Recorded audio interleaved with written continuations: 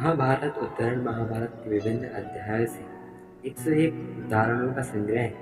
उदाहरण 10 वर्षों की अवधि में एकत्र किए गए। ये वह जो कभी हतोत्साहित नहीं होता, जो महान होता है और सस्वाद आनंद का स्वाद लेता है। सत्य से श्रेष्ठ कुछ भी नहीं, झूठ से अधिक भयानक कुछ भी नहीं। इंद्रियों पर अधिकार करने से बुद्धि बढ़ती है। सोने की परख आग से होती, अच्छे आदमी की परख उसके कर्मों से होती, नायकों की परख पत्थरों से होती, विवेकपूर्ण आदमी की परख कठिन परिस्थितियों से होती, दोस्तों और दुश्मनों की परख जरूरतों से होती। इस प्रकार मछली यह नहीं जानती कि जल ही उसका तत्व है, उसी प्रकार मोहग्रस्त व्यक्ति मूर्खतापूर्वक प्रकृति के जाल में फंस जाता है और मछली की तरह एक शरीर से दूसरे शरीर, एक जलाशय से दूसरे जलाशय में यह सोचकर पलायन करता है कि जल ही उसका तत्व है, जिसे वह अकेले ही जी सकता है।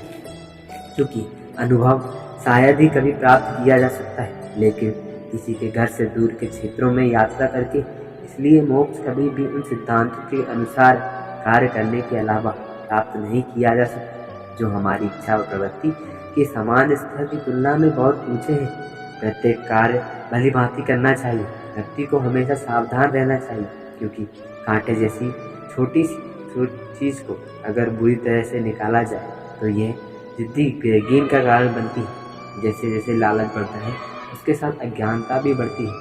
लालच की जड़ स्पष्ट सोच की हानि, निर्णय की हानि, और इसलिए अज्ञानता लालच का एक अविभाज्य साथी है। सत्य के वचन अच्छे हैं, लेकिन जो शब्द अच्छाई लाते हैं वे सत्य से बेहतर होते हैं। वे शब्द जो जीवित लोगों में भलाई लाते हैं वास्तव में सत्य है।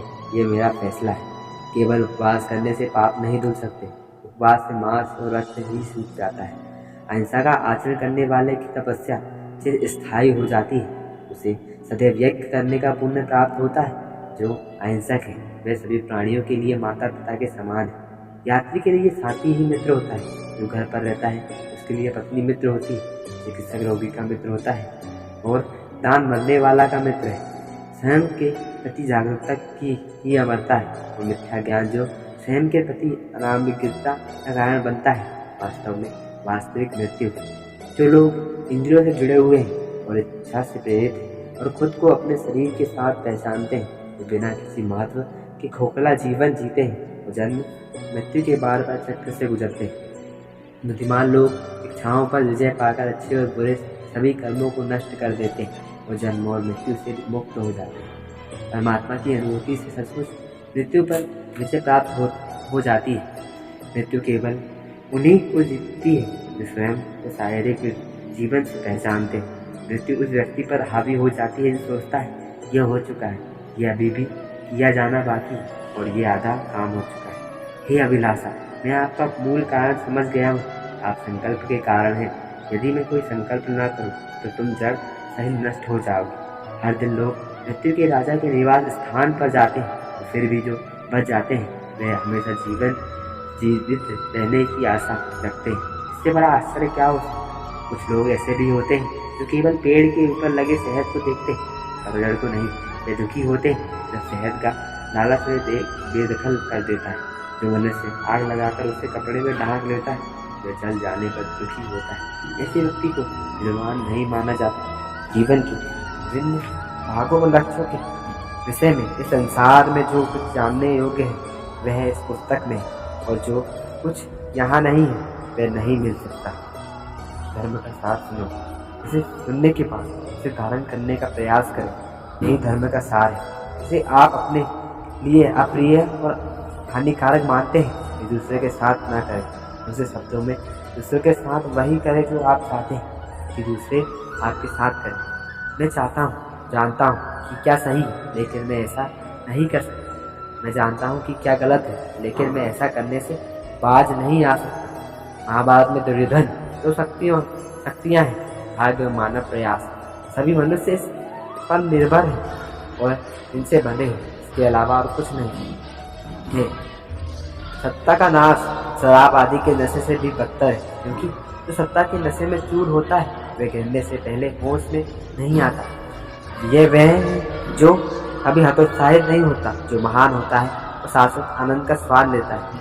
कोई भी पाप उचित प्रतिफल के बिना कभी खत्म नहीं होता, और नेक भलाई के कर्म या घोर पाप अपना उचित फल यही इसी दिन जीवन में देते हैं। परिणाम से कभी भी छुटकारा नहीं पाया जा सकता, क्योंकि महान न्यायाधीश प्रत्येक हृदय में निवास करता है। जानकारी मांगे लेकिन अविश्वसनीय से नहीं, सलाह मांगे लेकिन ना समझो से नहीं। जब कोई व्यक्ति विचार, शब्द या कर्म से किसी भी प्राणी के साथ गलत करने से बचता है तो वह ईश्वर के साथ एकता की स्थिति प्राप्त कर लेता है। उदार बनो, फिजूल खर्ची नहीं तो धंधा धुंध नहीं। सभी मानसिक रोगों की जड़ स्नेह मनुष्य को मोहग्रस्त बना देता है और दुख की ओर ले जाता है। जिस प्रकार जल अग्नि को बुझाता है, उसी प्रकार ज्ञान मानसिक रोगों को बुझाता है। जो चीज एक तरह से सोची जाती है वे दूसरी तरह से सोची जा सकती है। प्राचीन वनस्पतों के विद्वान ने कहा है कि युद्ध सबसे बुरा होता है। हमारे कल्याण के लिए सही जगह और सही समय पर वीरता की सिफारिश की जाती है। एक रथ अपने निर्माता के शब्दों पर इतना भार उठा सकता है, इसका आकलन विद्वान नहीं कर पाता। युद्ध तभी जीत की गारंटी देता है जब वह सही समय और सही जगह पर, लेकिन अगर इसे गलत समय पर किया जाए तो इसका फल नहीं मिलता है। जैसे गर्म लोहे का गोला घड़े के पानी पर प्रभाव डालता है, उसी प्रकार मानसिक पीड़ा शरीर पर प्रभाव डालती है।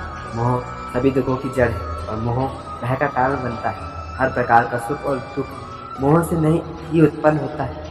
यह आसक्ति ही है जो भौतिक सभ्यता वस्तुओं की इच्छा की ओर ले जाती है। दोनों ही बुरे हैं, लेकिन आसक्ति भौतिक वस्तुओं की इच्छा से भी अधिक बुरी है। सोने की परख आग से होती है, अच्छे आदमी की परख उसके कर्मों से होती है, नायकों की परख खतरों से होती है, बुद्धिमान आदमी की परख कठिन परिस्थितियों से होती है। दोस्तों, दुश्मनों की परख बड़ी जरूरत से होती है।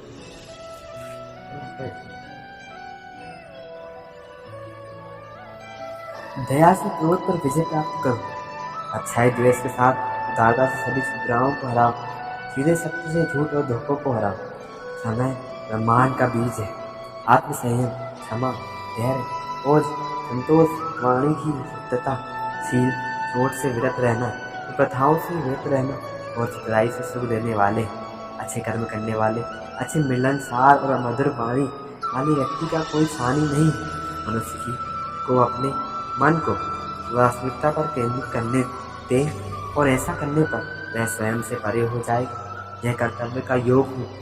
दूसरों के साथ ऐसा कुछ भी न करें जिससे आपके साथ किए जाने पर आपको कष्ट हो। दूसरों से प्राय जितनी छोटी छोटी खामियां तो आप बहुत अच्छी तरह से देख लेते हैं, लेकिन अपने खरबूजे इतनी बड़ी खामियां आप कभी भी नहीं देख पाते। जीवन भर वही करो जिससे आगे चलकर आपके जीवन में खुशियाँ आए। यहाँ से अधिक असंख्य क्या है। मनुष्य के मन में उठने वाले विचार बहुत अधिक होते हैं। सदाचार का सर्वोच्च आश्रय क्या है? चिंता पुण्य का सर्वोच्च आश्रय। देवताओं द्वारा मनुष्य को दिया गया मित्र कौन है? अपनी मनुष्य को देवताओं द्वारा प्रदत्त मित्र। सभी संपत्तियों से वह सबसे मूल्यवान वस्तु क्या है? ज्ञान। सभी लाभों में सर्वोत्तम स्वास्थ्य, सभी प्रकार के सुखों में सर्वोत्तम संतोष। अभिमान किसी व्यक्ति के जीवन में अभिनेता या पीड़ित होने की चेतना है। इंद्रियों को वश में करना ही धैर्य है। एक सच्चा पवित्र स्नान मन को सभी अशुद्धियों से साफ करने में निहित है। यदि मनुष्य का आचरण ठीक नहीं है तो वेदों का अध्ययन पर्याप्त नहीं है।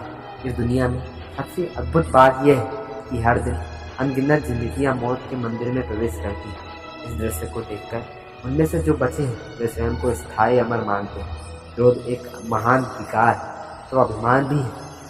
यह सब मिलकर मनुष्य के सम्मान ज्ञान को नष्ट कर सकते हैं। उनका विस्फोटक संयोजन उसकी आत्मरक्षा की मूल भावना को भी नष्ट कर सकता है। जब कोई व्यक्ति बलवान, सूरवीर, कुशल और बुद्धिमान है तो उसकी वंशावली पर प्रश्न क्यों उठाया जाए? नदी की नेक धारा की तरह कर्मों को योद्धा की घोषणा करनी चाहिए।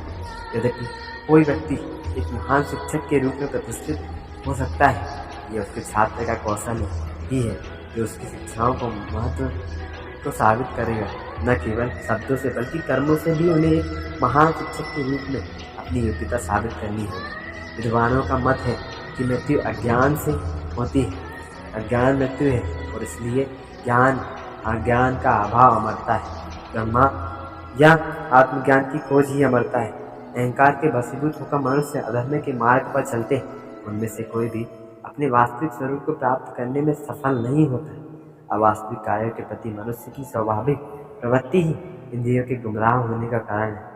वह आत्मा जो लगातार अवास्तविक वस्तुओं की खोज से प्रभावित होती है, केवल अपने आसपास के सांसारिक भोगों की पूजा करती है। मनुष्य को सबसे पहले भोग की इच्छा ही घेरती है। काम और क्रोध शीघ्र ही पीछे छूट जाते हैं। ये तीनों मूर्ख मनुष्य को मृत्यु की ओर ले जाते हैं। संत एक ऋषि है जिसका परिचय विदुर ने धृतराष्ट्र से कराया था और वह विदुर नीति में घटित होता है। महाभारत सत्यता श्री कृष्ण के उदाहरण हमारे धर्म ग्रंथों का आदेश है कि हर किसी को सच बोलना चाहिए। हमारी परंपरा में किसी भी आध्यात्मिक तपस्या को सत्य है कि अभ्यास से श्रेष्ठ नहीं माना जाता है।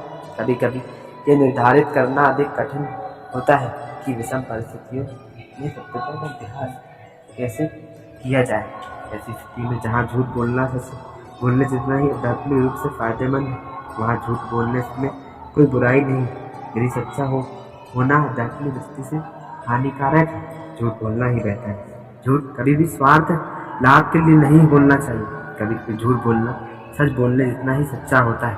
जो लोग धार्मिकता के गहरे अर्थ को समझते हैं, उन्हें निर्दोष लोगों की जान बचाने के लिए झूठ बोलने से कोई धर्म नजर नहीं आता।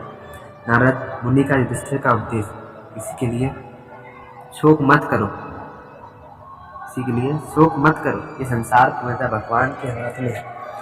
वह यही है जो लोगों को एक साथ बुलाता है, उन्हें कुछ समय के लिए साथ रहने और फिर हमेशा के लिए अलग कर देता है। बैल पर विचार करें। गुरु उनके नथनों को छेड़ता है और उसमें एक रस्सी पिरोता है। फिर वह जानवर की पीठ पर वह बोझ लादता है जो उसे उठाना होता है। बैल को उस दिशा में चलना होता है जिस दिशा में मालिक रस्सी खींचता है और उसे वह बोझ उठाना होता है जिसे मालिक अपनी पीठ पर रखता है। इस मामले में उसके पास कोई विकल्प नहीं है। फिर भी मनुष्य रस्सी से बंधा हुआ है। उसका नाम आचरण के नियम धर्म है। धर्म से प्रेरित होकर मनुष्य अपने ऊपर थोपे गए बोझों को भगवान के घर तक ले जाते हैं। कोई भी व्यक्ति अपनी इच्छानुसार कार्य करने के लिए स्थिर नहीं है। जब कोई बच्चा खिलौनों से खेलता है तो वह उनमें से कुछ को एक साथ लाता है, तो देर उनके साथ खेलता है तो अपनी इच्छानुसार उन्हें अलग कर लेता है। फिर भी मनुष्य संसार में एक साथ आते हैं और भगवान की इच्छा से अलग होते हैं।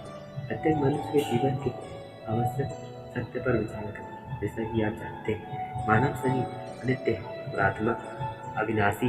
किसी भी तरह से विचार करें तो बुजुर्गों के गायब होने पर शोक मनाने का कोई कारण नहीं। ये शरीर जो 5 तत्वों का समूह है, काल द्वारा ही संचालित होता है। अन्य कोई भी चीज ना तो इसकी रक्षा करने में सक्षम है, ना ही इसे नष्ट करने में। दशनाथ के बन जाने से दुखी युधिष्ठिर को नारद मुनि का उपदेश, धर्म पर महाभारत उत्तरण। जो धारण करता है उसे धर्म कहते हैं। वे प्राणी धर्म द्वारा कायम है। जो कुछ भी चीज़ों को एक साथ रखने में सक्षम है, ये निश्चित रूप से जाने वह धर्म है। जो स्वयं को अच्छा ना लगे वह दूसरों के नाक ना करे। संक्षेप में यही धर्म है। बाकी सब कुछ इच्छा से उत्पन्न होता है। बुद्धिमान लोग धर्म को सभी प्राणियों के मन में निवास करने वाला बताते हैं। इसलिए मन से सभी प्राणियों के लिए साधना प्रभावित होने वास्तव में वह बुद्धिमान कहलाता है। जो क्रोध, प्रसन्नता, अभिमान, लज्जा, अहंकार या आत्म महत्व से अपने लक्ष्य से स्थिर नहीं होता, वास्तव में बुद्धिमान कहा जाता है। इसके कारण जलवायु परिवर्तन, गर्मी और सर्दी, कहे वासना और भाग्य परिवर्तन, समृद्धि या गरीबी से प्रभावित नहीं होते। तो आज की वीडियो अगले वीडियो में आशा करता हूँ कि आप महाभारत के सारे उदाहरण को अच्छी तरह से समझ के अपने जीवन में इसका जरूर उपयोग करेंगे। तो हम लोग मिलते हैं अगले वीडियो में। अभी के लिए जय श्री कृष्ण।